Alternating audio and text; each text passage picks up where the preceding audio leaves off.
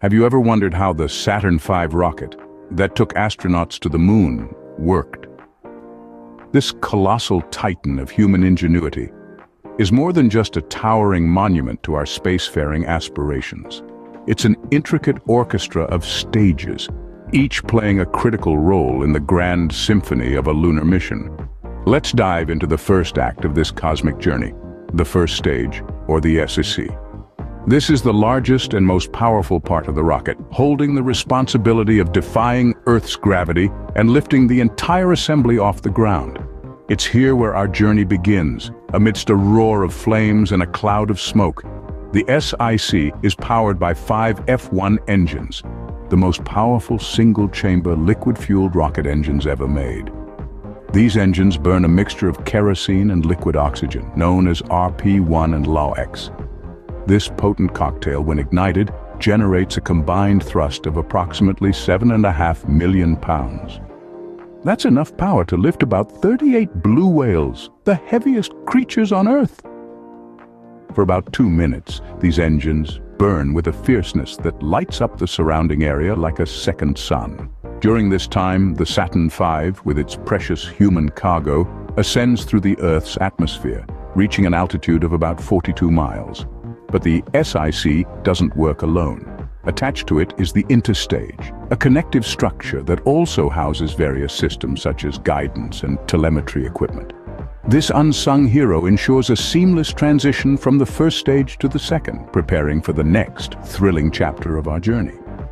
In the grand scheme of a lunar mission, 2 minutes might seem fleeting. But within those 2 minutes, the first stage of the Saturn V performs a task of monumental proportions. It takes the first, most challenging step towards the moon, overcoming the Earth's gravitational pull and propelling the astronauts into the heavens. After a fiery ascent, the first stage had done its job, propelling the astronauts 42 miles into the sky. This is where our exploration of the Saturn V's first stage ends, but remember, the journey to the moon is just beginning. With the first stage spent, the Saturn V relied on its second stage to keep the momentum going. The second stage, also known as the S2 stage, played a crucial role in the Saturn V's journey to the moon.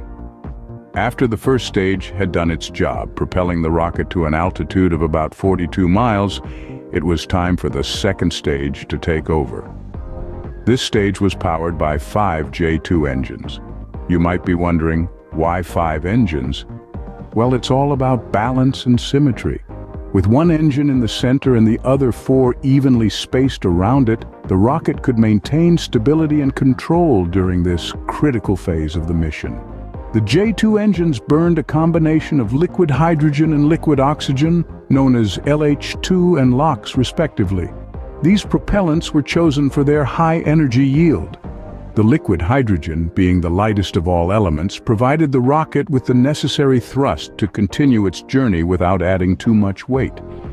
But the S2 stage wasn't just about raw power.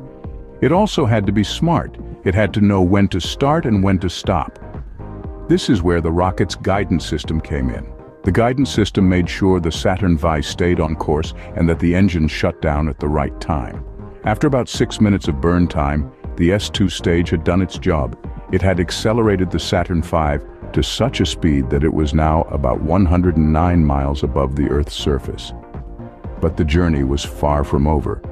The rocket was now ready for its second stage separation. This involved a complex sequence of events that included the jettisoning of the spent S2 stage and the ignition of the third stage. And so the Saturn V continued its journey, powered by its third stage. But let's not forget the crucial role played by the S2 stage. The S2 stage had successfully pushed the astronauts about 109 miles into space. Without it, the dream of landing a man on the moon would have remained just that, a dream. Now it was time for the third and final stage, the Saturn IV, to do its job. This stage played a pivotal role in the journey to the moon, carrying the mantle of propelling the Apollo spacecraft into its lunar trajectory. At the heart of the Saturn stage was a single, yet powerful J2 engine. The engine, like its counterparts in the previous stage, was once again fueled by a combination of liquid hydrogen and liquid oxygen. a mixture that provided the necessary thrust. But what set this stage apart was its unique ability to reignite in space. This feature was integral to the success of lunar missions. After the initial burn that helped the spacecraft escape Earth's orbit, the Saturn stage would coast along, biding its time. Then, when the moment was right, the J2 engine would roar back to life, reigniting for a second burn. This second burn was the crucial push that set the Apollo spacecraft on its trajectory towards the moon. The Saturn stage was not just a source of power, but a precise instrument of navigation. It was the last push, the final adjustment, the subtle nudge that set the stage for the drama of lunar exploration that was to follow. Every calculation, every adjustment was critical. A slight deviation could mean the difference between reaching the moon and getting lost in the vast expanse of space. But the Saturn stage was up to the task. It delivered time and again, guiding the Apollo missions with precision and reliability.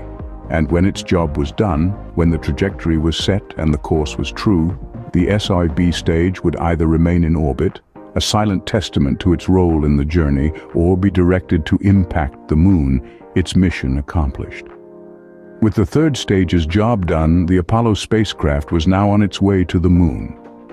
And what a journey it was, a testament to human ingenuity and the power of exploration, all made possible by the remarkable engineering of the Saturn V rocket and its stages.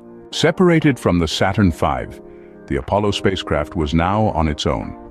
This remarkable piece of technology, consisting of three main components, was designed to carry our astronauts on their epic journey to the moon. First, we have the command module, or CM. This was the astronauts' home, away from home, a place where they could live and work during the journey to the moon and back. It was a cone-shaped craft, equipped with a heat shield for re-entry into Earth's atmosphere and a propulsion system for course corrections. This was the only part of the spacecraft that returned to Earth, bringing our astronauts safely home. Next, there's the service module, or SM. This cylindrical module was attached to the command module and provided life support, electrical power, and propulsion for the majority of the lunar mission. It housed fuel cells for electricity, tanks for water and oxygen, and a large engine for major course corrections, and the all-important task of slowing the spacecraft for lunar orbit insertion. Once its work was done, the service module was jettisoned just before re-entry into Earth's atmosphere. Finally, we have the lunar module, or LM. This was the spacecraft that actually landed on the moon. It was a two-stage vehicle, with a descent stage for landing on the lunar surface and an ascent stage to carry the astronauts back to lunar orbit. The descent stage was equipped with a rocket engine to slow the module's descent to the lunar surface, while the ascent stage had its own smaller engine to lift the astronauts off the moon and back into lunar orbit. These three components worked together to carry out the Apollo missions, each playing a crucial role in the journey to the moon. The command module was the living quarters and the return vehicle. The service module provided support and propulsion, and the lunar module was the lander that made the dream of walking on the moon a reality. The Apollo spacecraft, now in lunar orbit, was ready for the next phase of the mission. With the moon in sight, it was time for the lunar module to make its descent. The lunar module, a truly unique vehicle designed specifically for moon landings, began its downward journey. It was a ballet of technology and physics as the descent engine fired, slowing the module and allowing the moon's gravity to pull it towards the surface. While this was happening, the command module, the astronauts' ride home, continued its lonely orbit around the moon.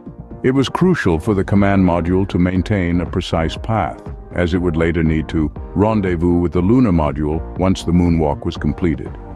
On the moon's surface, the lunar module served as a temporary home for the astronauts. It was here that they conducted experiments, collected samples, and made history. But all too soon, it was time for the return journey to begin. The lunar module's ascent stage, equipped with its own engine, fired, lifting the astronauts off the lunar surface and back into the moon's orbit. The descent stage, now an unnecessary weight, was left behind, a monument to human ingenuity on the lunar surface. Back in lunar orbit, a critical maneuver awaited. the rendezvous and docking with the command module. This was a delicate operation requiring precise navigation and timing. Once docked, the lunar module, its mission completed, was jettisoned. The astronauts, now aboard the command module, prepared for the final leg of their journey, the return to Earth. The journey back to Earth was a mirror of the outbound trip, but in reverse. The service module's engine fired one last time, pushing the spacecraft out of lunar orbit and onto a trajectory back to Earth. Once in Earth's atmosphere, the service module was jettisoned, and the command module, carrying the astronauts, splashed down safely in the ocean. And so, after an incredible journey, the astronauts were safely back on Earth, thanks to the incredible engineering of the Saturn V rocket.